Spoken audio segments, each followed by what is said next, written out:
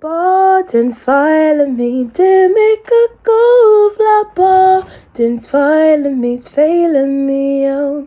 Welcome to the Museum of Childhood Ireland's presentation for Heritage Week 2022, which is entitled Objects for the Museum.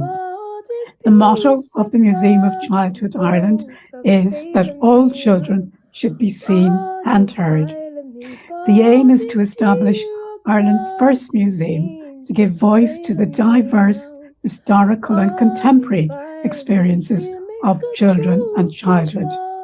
We are currently fundraising for a museum building, and our ideal building is an old one of historical interest in a town centre, which we can renovate and restore, and in that way contribute to the regeneration of urban town centres in Ireland. We want the museum to be accessible to as many people as possible, and we aim to make it a fun place which children and adults will love to come to again and again and learn about the role of children in the past and in contemporary society. The museum currently organises a variety of events related to the education, history and status of children and youth in Ireland. One of our most recent events was the Bloomsday Centenary Writing Competition, which was organised by the educational team in the museum, led by Dr. Matt Fogarty. And it involved asking young people to submit an account of a day in their life. You can see the results of the competition for last year, 2021, on the museum's website. And the stories that won the competition this year will also be published on the website later this year. If you want to find out more about the activities of the museum, go to the museum's website. For the presentation for Heritage Week 2022, we asked all the members of the history team to choose an object that they would like to see in the museum and to give a brief presentation of about 5 minutes as to why they think it's an important item. So we have 7 short presentations by the people listed here, and they will each introduce themselves when they begin their presentation. In between each presentation, we have also included some singing by young people of songs that would have been sung by children in the past, but that are still familiar to young people today. So we have Precious, age 16, from Galway, who is singing Báidín Eilimi. We have Molly, aged 9, from County Carlow, who is singing Ba Ba Black Sheep. We have Alice, aged 8, from County Dublin, singing Ding Dong Dell. And we have Alex, aged 13, from Tipperary, singing Hey Diddle Diddle and O Roche Dva Hawalia. We would also like to engage members of the public in a discussion about what objects should be in a Museum of Childhood Ireland. So we are inviting members of the public to submit suggestions to us. If you would like to participate in this, send an image of your object to objects@museumofchildhood.ie, along with a short explanation of no more than 250 words as to why you think it should be in the museum. The history team will select the best 10 submissions and display them on the museum's website during Heritage Week. So we hope you will engage with our discussion, and we hope too that you will enjoy our presentations. Ba ba black sheep, have you any wool? Yes sir, 3 bags full. 1 for the master, 1 for the dame, and 1 for the little boy who lives down the lane. Ba ba black sheep, have you any wool? Yes sir, 3 bags full. Hello, my name is Eileen Murphy and I'm Professor of Archaeology in Queen's University Belfast. So I'm going to talk to you about a special burial from Ranelagh, County Roscommon. Now, when we think of the word object or artefact, probably most of us don't think about human remains, but the National Monuments Act classes most archaeological human remains as archaeological objects, and this designation ensures that they get protection through the law. Now, archaeologists invariably recognise that human remains are not just scientific objects or data, and that they need to be treated with the utmost care and respect, following professional ethical guidelines and also very rigorous standards of practice. So, given this, I would like to see a replica of a special medieval child burial included within the Museum of Childhood. So, as a bioarchaeologist, I have been extremely privileged to have studied thousands of human skeletons across my career to date, and I've been struck by the richness of information that we can find within a burial. Now, we know that the dead did not bury themselves, so this means that their graves can be seen as a window into the attitudes of the living. So this might be from bereaved relatives and friends to society as a whole. Now, often within the burials of children, we find evidence that particular care and reverence was shown towards the deceased. As you can see in this slide, they may be laid out as if they were asleep, lying on their side. You might find objects such as quartz put into the burial, and these may represent spiritually charged kind of votive items that might protect the dead in the afterlife. Or you may find mundane objects that at first glance may not seem significant, but when you look at the careful placement of such items around the body of the deceased, they may tell a different story. So these are, objects like pieces of pottery, pieces of slag, a little seashell, or a stone, different things like that. And they may well have been actually treasures belonging to a dead child, or even like little items that were put into their grave, by their friends or by their siblings, maybe as a final gift. Now, one burial that I have studied in recent years that really stands out to me, because to me it's just imbued with emotion and full of special gestures and touches, and also because of the richness of information that we've been able to obtain about the deceased because of all the different scientific techniques that were applied to the remains, is a burial from a settlement cemetery at Ranelagh in County Roscommon. Now, this was excavated several years ago under the direction of Shane Delaney of IAC through a project that was funded by Roscommon County Council through Transport Infrastructure Ireland. So we're talking about a double burial. So that's a burial in which two individuals are interred at the same time. We have a number of examples across archaeological sites in Ireland, but they would definitely be a minority burial practice. But I think they can tell a particularly poignant story because they give us insights into the response of the living when one or more individuals in a community, die at the same time.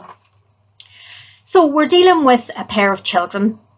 We've got an older child and a slightly younger child. So the older child was a little girl who was 7.5 to 9.5 years old, and she was buried alongside a little boy who was only 2.5 to 3 years old. And you can see from the photograph that they were buried together in one earthen grave. So it's a simple type of grave. Now, we can't tell the sex of a child, just by looking at their skeletons, until they reach puberty. But ancient DNA analysis undertaken by Dr. Lara Cassidy from Trinity College Dublin was able to determine the sex of each child. Radiocarbon dating that was undertaken on samples of bone from the two children revealed that they had died in the mid-6th to mid-7th centuries. So this tells us that they were from the early medieval period. Now, as you can see, the children were laid out in a very poignant manner. Both of their heads were orientated towards the west, which is typical for a Christian burial, and you can see that the tops of their heads are almost level. So you can see in this picture the actual skeletons themselves, and then you can see a reconstruction which was done by Libby Mulqueeny in Queen's, so it's an artist reconstruction. You can see that the little boy was laid out lying on his back and that he had his arms alongside the body and his legs straight. But the little girl seems to be positioned in a very particular way. So she was laid out lying on her right side. You can see that her forehead really, touched the head of the little boy. And if you look at the picture over to the left, her little skull has been removed, but you can see her arm is basically marked where the red arrows are. And the upper arm lay in behind the little boy's neck, and then the wrist and the forearm emerged at his sort of right shoulder or upper arm. And her left arm was then positioned alongside her body.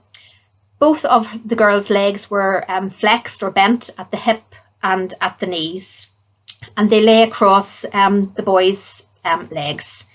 Now, the location of the girl's right arm strongly suggests that she was positioned in a way that deliberately embraced and hugged the little boy.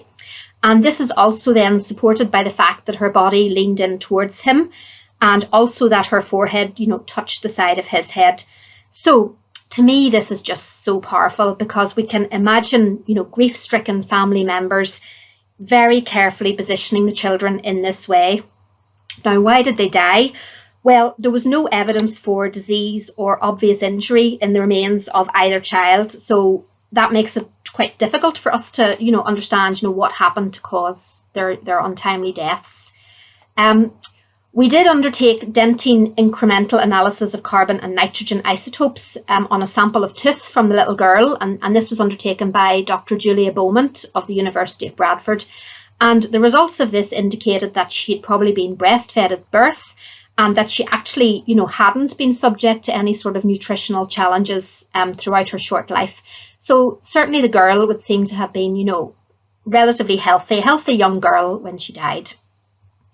Now, ancient DNA analysis really can help us to put flesh back onto the bones of archaeological skeletons. And Lara was able to suggest that the girl would have had brown eyes and light brown hair and intermediate skin colour, while the little boy would have had blue eyes, light brown hair and pale to intermediate skin colour. So that really helps us, see them as people, which is obviously what the remains of skeletons are. The DNA work also determined that both children were kin pairs of what we call the fourth degree. So that means they were probably first cousins once removed. Now, the very deliberate embracing position of these two children, it suggests that they and or their families may have had very close connections during life. The older girl, she seems to have been positioned in a way that was protective of the younger boy, and I think maybe the idea was that she would protect him in the afterlife. So we can just imagine, the related parents who would have been first cousins, maybe they had a very close relationship in life, which then extended to their children. So, like I said, we can't tell, why these two children died, but we know they died around the same time for them to have been buried together. So maybe they acquired a lethal infection that maybe killed them very quickly before the disease process had time to leave any sort of changes in their skeletons. Or maybe they died as a result of a tragic accident. But again, the traces of this are invisible in their skeletons because they died very quickly. So the scientific evidence has allowed us to understand who these children were. But I think, whenever we read the burial, we can also find lots of evidence for emotion. It's really imbued with emotion. The simultaneous deaths of two children and their burial in a shared grave in a very strikingly deliberate and intimate manner suggests that this event was viewed as a particularly devastating loss to the family and perhaps even the broader community. And I think that really it's within double graves like this example from Ranelagh that we can find evidence of particularly close relationships between the dead, but also between the living and the dead. And I think this is really important for, recognising the humanity of people in the past and, trying to give them a voice and tell them their story. And that's why I would choose a replica of this burial to go into the Museum of Childhood. Thank you. Hey diddle diddle, the cat and the fiddle, the cow jumped over the moon. The little dog laughed to see such sport, and the dish ran away with the spoon. Hello, my name is Mary O'Dowd, and I'm Emeritus Professor of Gender History at Queen's University, Belfast. And the object that I would like to consider for inclusion in the Museum of Childhood Ireland is this rather scruffy looking notebook. You're looking at the first page of a diary begun by an 11-year-old girl in 1769. Her name was Mary Shackleton, and she lived in the Quaker village in Ballytor in County Kildare. And on the first page, she tells us a little bit about her young life.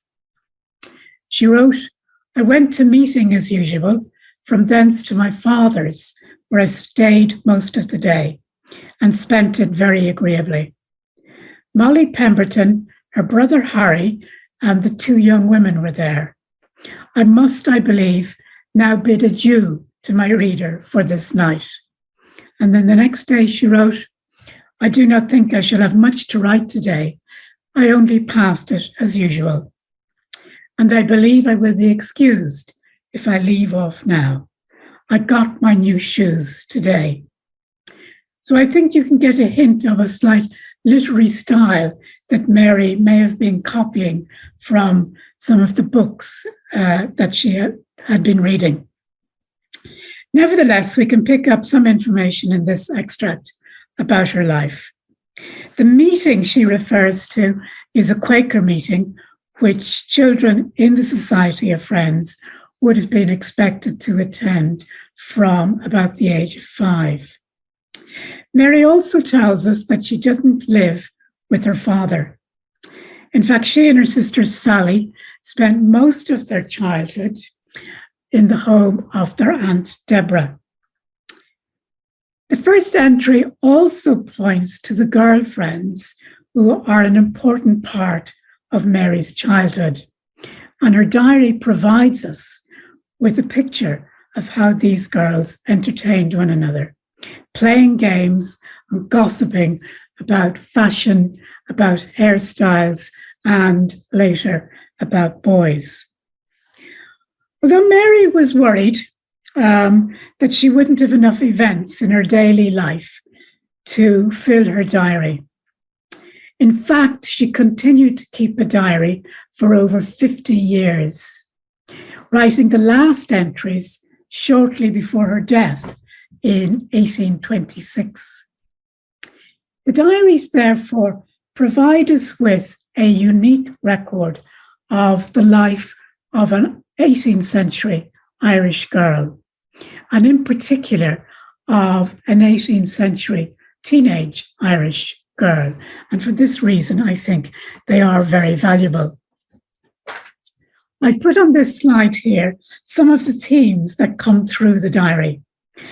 I don't have time in this short presentation to read all the extracts for you, but you can, of course, read them for yourself if you're interested by replaying the video later. The diary tells us about the games the children played, and in particular and of interest, I think, are the teenagers' games. A favourite one was called Questions and Commands, which we today would probably call Spin the Bottle, because like the modern game, Questions and Commands often ended with a boy kissing a girl or a girl kissing a boy. The girls also, as I mentioned, talk about fashion and hairstyles and playing with different hairstyles. There's also information on teenage tantrums, particularly on issues around being allowed to go out at night. And there's evidence too of teenage tensions with parents, particularly between Mary and her mother, whom, as I've said, didn't actually live in the house with her. And then there's evidence of Mary's desire to write in secrecy and not let anybody see her diary, apart from maybe her sister. And this could be seen as almost the equivalent of a teenager writing in sending text messages on a smartphone, and again, not particularly wanting parents to see what they're up to. The diaries are in the National Library, And I'm not proposing that these should be moved from there. But I would like to see the Museum of Childhood making use of this diary, as well as other documents written by children, which can be found in historical archives, and to create perhaps an interactive presentation with child actors or children reading extracts from these documents written by children who lived in past times. And I think such a presentation with children's voices reading what other children have said would help give children in these historical archives a voice beyond the written page. Clearly, obviously, to find children in the archive, the children need to be literate, at least before the invention and use of modern media. Mary Shackleton was obviously literate, but the vast majority of children in Ireland didn't become literate until after the 1830s, when the national school system was established. So the children who write are an elite group before that time. Nevertheless, I think we should make the most of what we can find in the archive of children's voices. And I think this diary is indeed a very rich find of a child's voice. And it demonstrates, I think, that a museum without children's voices coming through would not be a true representation of the history of Irish childhood. So I'll finish there. Thank you very much for listening. Ding dong dell, pussy in the well, who put her in? Little dummy tin. Who took her out? Little dummy stout. What a naughty boy was that, who harmed to harm a pussy cat, who ne'er did any harm, and killed all the mice in father's barn. Hi, I'm Dr. Mary Hatfield. I'm part of the team at the Museum of Childhood Ireland, and I'm going to speak briefly about an item that I would like to see in the museum's future collections, the infant weighing scale. So the infant weighing scale becomes a really important piece of pediatric technology towards the end of the 19th century. It's not the first time that we see doctors weighing children. We have evidence in the late 18th century, in 1785, that some doctors were weighing infants shortly after birth in order to ascertain their birth weight, but it doesn't really become a regular practice until much later in the 19th century. Weighing the baby becomes an important part of the push to reduce infant mortality in the 1870s, 1880s, and into the early 20th century. Infant mortality at this time was quite high. It was about 160 deaths per 1,000 births. And there's sort of a push in a lot of the major urban centers in Europe during this period to try and reduce that. So the puriculture movement, which starts in France, begins addressing the idea of helping individual babies and their mothers sort of transition through that early phase of a very fragile life, the first sort of year of infancy. And part of what they do is sort of monitor weights as part of that project. So being able to establish and mark how quickly the child is putting on weight is one marker of health that they use. We also know that towards the end of the 19th century, the technology of being able to weigh babies becomes more widely available and more reliable, so that we know that doctors are weighing their children or weighing their infants in the same way. And that allows doctors being able to sort of aggregate that data across a wider set of data points. So on your left-hand side, you can see in a sort of early model, a sort of 1880s model of the infant weighing scale. And the doctor or the midwife or the nurse would place the child into the basket and then remove the weights until they had ascertained the correct weight of the child. Later on, at the Chicago's World Fair, 1893, we see the invention of the sort of hanging weight. And that was really heralded it as a push forward in the technology because it can be easily carried by a midwife or a doctor, put into their bag and brought out to the infant's home in order to ascertain their weight. So you would wrap the child up in a blanket, stick it on the hook, and hold the top of the weight, much in the way of modern luggage scales. This is another type of infant weighing basket. This one was sponsored by Mellon's Food, an English infant weighing basket. As you can probably guess, Mellon's Food was a infant formula company. And so we can see also during this period that the invention or the sort of development of healthy alternatives to breast milk really takes off. So it's part of the move to make sure that babies are getting pure, healthy milk. And so we have the pasteurization movement to provide cow's milk that's been pasteurized, but also artificial infant food replacements. And so Mellon's Food was working alongside doctors in order to develop healthy, sort of nutritious formulas. And then as well, they would donate or sort of participate, can work with midwife clinics and infant clinics to provide weighing scales. Of course, the sort of funny side part of this is that if you're weighing your child and realize that they weren't putting on weight quick enough, Mellon's Food would be the first brand of infant feeding formula that you would probably think of to feed your child if that was the case. This infant weighing machine on the left-hand side of the screen is a little bit later. We think it's probably from 1910s, 1920s. It's in Sir Henry Wellcome's museum collection, and it shows a bit more of a streamlined weighing scale. So we have just the one basket and the counterweight on the bottom. During the 20th century, they pretty much all look very similar to the one in the left-hand corner. That one was in a Boots pharmacy. But the main probably change nowadays is just simply that the infant weighing scale has gone digital. It's usually made from plastic, and it's a lot more portable than some of the larger, more cumbersome basket weighing machines.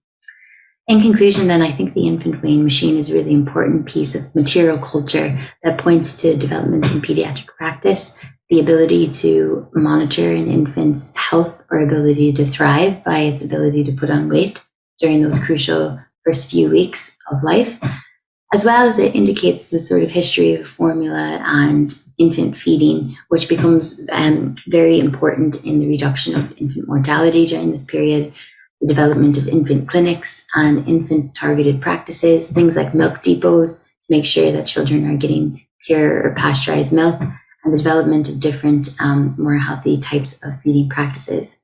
Of course, the knock-on effect of this is that any mother who's had an infant more recently knows that that idea of the baby putting back on its birth weight and, of course, gaining weight at a good rate is a key indicator of the infant health.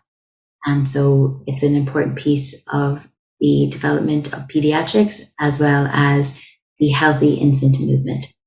Thanks very much, and we'll speak to you soon. Oro shedava hawalya, oro shedava hawalya, oro shedava hawalya.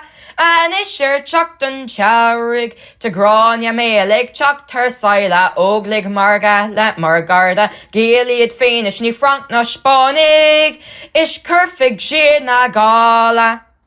Oro shedava hawalya, oro shedava hawalya, oro shedava hawalya, and isher chuckton towrig. Hello everyone. Now, I'm sure a lot of people who are watching this video would have heard of the Gaelic Revival. And this was a relatively brief but fascinating and hugely influential movement that emerged in the late 19th century. Now, in essence, the Gaelic Revival was this wide-ranging rediscovery and renewed appreciation, I suppose, of Ireland's unique and ancient cultural heritage. It emerged first among small groups of like-minded scholars, writers, and intellects whose work now sought to uncover, study, celebrate, and indeed preserve Ireland's rich cultural legacy. Its history, of course, but it's also its language and literature, its sport and music and folklore and traditions and so on. And it spawned, of course, a number of organisations and movements, such as the remarkable Irish literary revival spearheaded by writers like W.B. Yeats, also the likes of the Gaelic League, of course, founded by Douglas Hyde and Owen MacNeill, and, of course, the GAA, which remains arguably the greatest surviving impact of this whole era on modern Irish history. Now, by the turn of the 20th century, the endeavours of these groups had really helped turn the Gaelic revival into a really popular mass movement, which really had a profound impact on the generation that came of age during it. And the fact, of course, that so many of them were then prominent in the Irish struggle for independence that followed is, of course, no mere coincidence, because the assertive and often extreme sense of nationalism fostered by the revival and its adherents helped to politically radicalise many, with people like Patrick Pearse, for example, personifying that intersection between cultural nationalism and violent revolution. But what I've always found fascinating is how cultural and political nationalists of this era believed that the indoctrination of children was a fundamental step to any successful effort to transform Ireland into an independent nation where its indigenous culture, language, and traditions would predominate. Therefore, numerous nationalist publications began now to feed Irish children a torrent really of propaganda, eulogising the quest for a so-called Irish Ireland. Now, one example that you can see here on the screen is the radical Irish nationalist newspaper known as Irish Freedom, which featured a children's section written under the pseudonym of Nisa. Now, frequently, Nisa ran competitions that invited young readers to submit answers to a particular question or topic posed. And in response to the competition question, which was, are Irish boys and girls justified in playing foreign games, the winning entry, which I've put up here as a quote, declared, as you can see there, native games are fitted for the temperament and physique of our people and belong to the national life and traditions of the Irish race. They also strengthen national ideals and give to the young, wholesome minds and healthy bodies. On the other hand, foreign pastimes have been forced upon us. They contaminate the minds of young people. They induce them to renounce home and patriotism and inspire some with contempt for their native land. As this dry rot of Anglicisation has invaded the field of our native sports and pastimes, it is the duty of all Irish boys and girls who are working for the regeneration of Ireland to do their utmost to rescue the ancient pastimes of the Gael from oblivion. Pretty stark. Now, the Christian Brothers also sought, I suppose, to promote the ideals of Irish cultural nationalism, while at the same time, of course, attempting to avert what they saw as the damaging influence of British imperial propaganda that targeted Irish youths. These so-called very popular publications like the Boys' Own magazine, which were hugely popular and well-read in Ireland, and of course eulogised and celebrated the British imperial project. Thus, in September 1914, as a nationalist counter to all this, the first monthly issue of Our Boys magazine appeared, which I suppose looked to seduce the hearts and minds of Irish children away from British alternatives by focusing on content which drew heavy inspiration from Irish history and culture. Within its pages, therefore, adventure stories were often set during key events in Ireland's past, like the 1798 rebellion. Likewise, opinion pieces constantly eulogise the nationalist project, with one calling on Ireland's youth to make the ideal of an Irish Ireland a reality by, quote, restoring the esteem and reverence of the Gaelic tongue in our society. Now, these sorts of publications reflect what I think is an extraordinary time in Irish history and its impact on Irish childhood in this era. And that's why I believe their inclusion in the museum's collection is really fully deserved. Thank you. Thank you so much.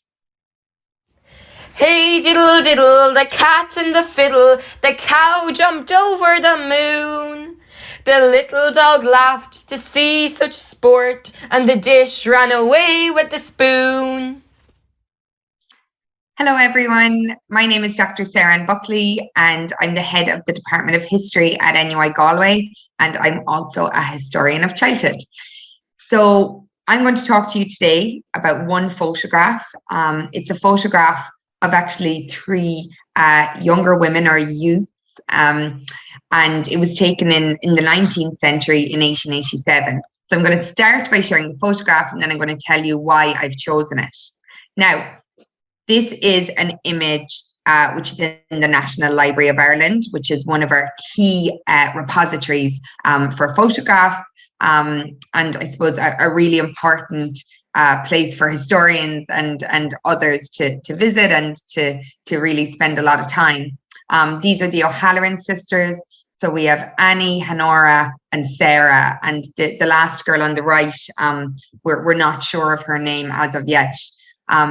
The image on the right was in our Old Ireland Colour 2 book and was colorized by my colleague, Professor John Breslin. And he is actually looking into the sisters and their life story and their life course more and more. And he's actually working with Jim Kennedy, who was the grandson of one of the sisters' brothers, Frank. So this is really a piece of living history, and it's one of the reasons I've chosen this photograph. The second reason I've chosen this photograph is that these girls were very active in the campaign to resist the eviction of their family home. And so I'm going to talk a bit about that today. But far from being passive, they were real fighters, and they really showed that younger people can be involved in change or in resistance in some way. So in 1887, the three sisters were living with their parents and with their two brothers, and they were living in Bodyke in County Clare. So they're living with Patrick and Frank, and it was on the land that had been in their family for a number of generations. Now, the rent had been increased by Colonel O'Callaghan, the landlord, in the previous years. So they were part of the resistance, the boycott of rent at that time. So what's fantastic about this image and the story is that Frank, their brother, actually wrote an account of it, and you can see it on the Clare County Library website. And he described how in the weeks before the eviction in June 1887, the family had been planning and preparing, and they knew that the bailiffs and the police would be coming to the house. So they had barricaded the downstairs. They had a ladder in order to reach access to the upstairs. And as I say, it's an account of resistance when you read it. And Honora even managed to grab the sword bayonets of one of the bailiffs. And there was also a lot of, activity. There was boiling water poured. These young women really tried to protect their family home.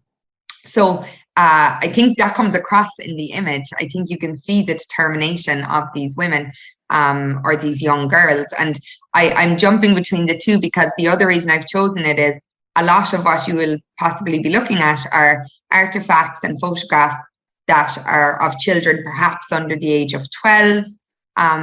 These girls were what we now call teenagers. They were adolescents. So it's blurring the lines as well between childhood and youth and also adulthood, which is a lot of what we're doing as historians in this space. The last thing I'll say is the work that is being done by Professor Breslin and Jim Kennedy. They're using a lot of linked records.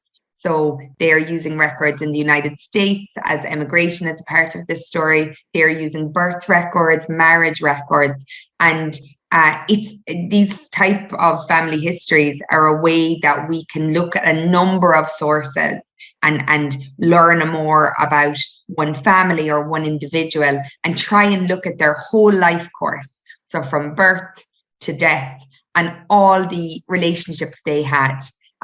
So that's why I've chosen this image, and I hope you like it. And happy Heritage Week.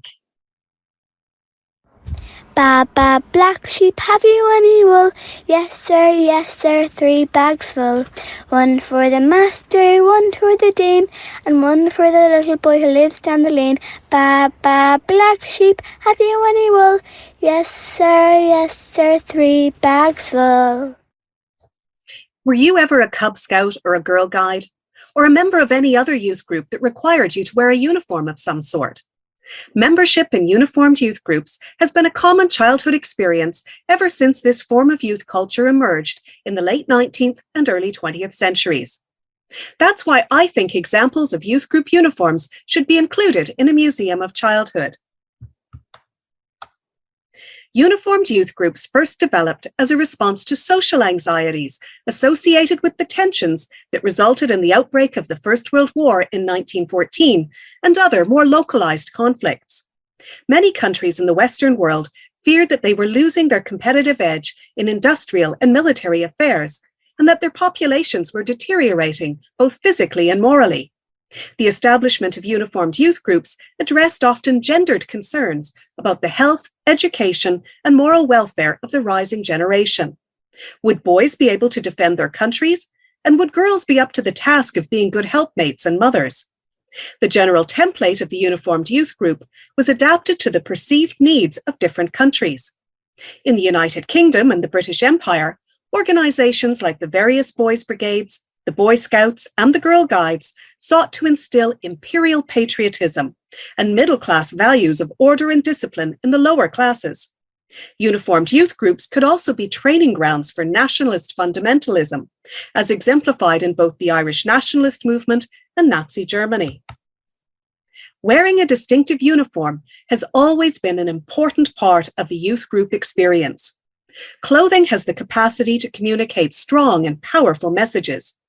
As a form of dress, uniforms can have positive and negative connotations. Uniforms are symbolic of a group identity and can provide members with a sense of belonging. The badges displayed on a youth group uniform can be a source of pride and prestige because they show the level and range of skills attained by the wearer through the experiential learning opportunities provided through membership. Given that uniformed youth groups were first formed to provide children and adolescents with order and discipline at a time of impending conflict, we might also associate uniforms with social control and conformity, and thus see them as a way of suppressing individuality. The underlying message was that your needs and those of your country were one and the same, especially in time of war. The distinctive color or style of a uniform can also communicate to non-members which specific group the wearer belongs to, and by extension, what values and behavior might be expected of them. Values could be linked to religion, politics, and gender. For instance, members of the Catholic Guides of Ireland wore a brown uniform, which distinguished them from the blue uniforms worn by the Girl Guides associated with the non-denominational organisation founded in Britain in 1910.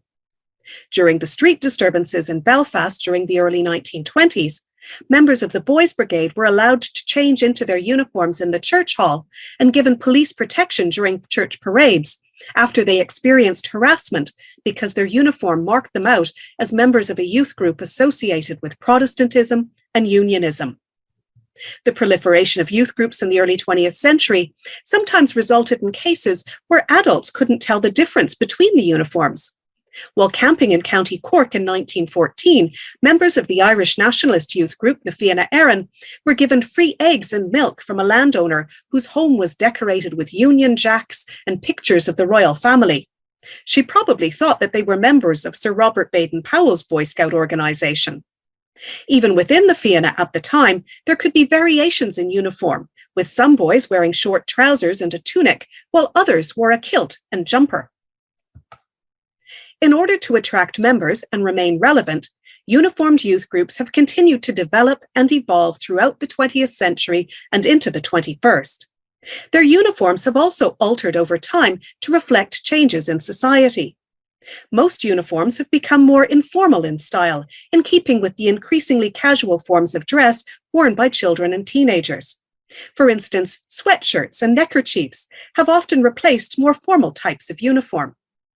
A museum collection of youth group uniforms could include those of different organizations and show how these have changed over time, providing the necessary historical context to understand the various youth groups and their uniforms. Ding dong dell, pussy in the well, Who put her in little dummy tin? Who took her out, little dummy stout? What a naughty boy was that, who harmed to harm a pussycat, who ne'er did any harm, and killed all the mice in father's barn. Hello, my name is Lorraine and I'm a member of the history team at the Museum of Childhood Ireland. I'm also a PhD student in the Department of History at Trinity College Dublin, where I research recuperative holidays for children in the aftermath of the Second World War. The artefact that I'd love to see in the museum is this photograph of a group of children who were brought over as part of Operation Shamrock in the immediate aftermath of the Second World War. Operation Shamrock was a humanitarian relief initiative that brought over 400, mainly German children to Ireland to recover after the Second World War. In fact, Operation Shamrock was just one of many recuperative holiday schemes throughout Europe in this period, and Ireland was among many countries, including Switzerland, Britain, and Sweden, that brought in war-affected children from all over Europe in the period. Operation Shamrock was made possible by the efforts of an organisation called the Save the German Children Society and the Irish Red Cross. There's a complicated history here with controversy surrounding the Save the German Children Society due to the politics of some of their supporters, as well as their specific focus on German children as recipients of aid. Despite this, they did play an important role in paving the way for German children to come to Ireland, which was eventually achieved under the auspices of the Red Cross when the first group of children arrived in Dún Laoghaire in July of 1946. The children that arrived were mainly from war damaged areas in the Rhine-Ruhr area, while around 90% of the children were Catholic, 10% were Protestants. Indeed, the lack of Jewish children in these transports, particularly in the immediate post-war context, does need to be reckoned with and analysed carefully. Most of the children who arrived as part of Operation Shamrock spent some time in Glencree at first, at what is now the Centre for Peace and Reconciliation, before being fostered out to Irish families.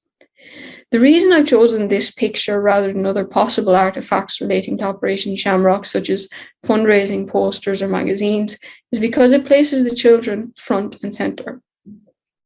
Now, this photo is, like many remnants that we have of childhood in the past, framed by the adult perspective. In this case, the perspective of whoever set up the photo, placed the children where they were to sit, gave them the banner, and snapped the photo.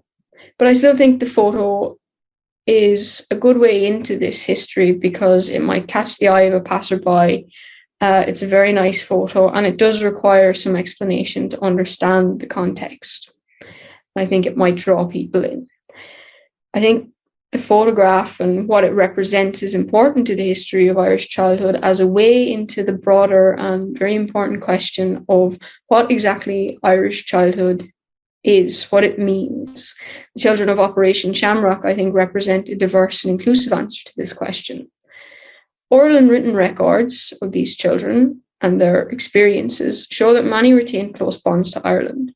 One woman, Agnes Davis, who was fostered alongside her brother by a family in Dundalk, recalled, "We were raised like we were their own. I have very happy memories of Ireland." Despite the generally happy picture, like this one, of these transports, which we can gather through archival material and written testimonies, as well as some wonderful documentaries and oral history interviews by historians and journalists such as Monica Brandis and Cathy Mollahan, not all experiences of Operation Shamrock were positive. The placing of children with families could have been more organised. It seems children were just selected by their foster families without very much vetting involved in the process. And this led to variable experiences, in some cases where children were poorly treated by their foster families. Children also struggled in other ways, such as with homesickness. While most children returned to Germany after a period of around 3 years, about 50 children stayed in Ireland or later returned to Ireland because they couldn't settle down again in Germany.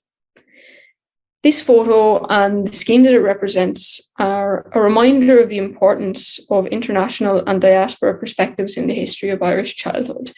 What's more, the complexity of the scheme and the variety of experiences highlights the importance of accounting for the range of possible experiences of childhood in Ireland and beyond. Operation Shamrock and its post-war context also sheds light on the historical and enduring impact of war and displacement on children and the potential and persistence of individuals and communities in working to alleviate this suffering. All in all, I'd love to see this photo in the museum because it represents an opportunity to examine not only the place of 20th century Ireland on the international stage and how we saw and represented ourselves as a country, but also to unpack the various meanings and experiences of Irish childhood and identity at home and abroad. Bottom file me, dim it could go of bottom file miss failing me out. Bottom beat up, bottom busak, bottom boat up, bailing me out. Bottom file me, bottom tear up, bottom teen to failing me out.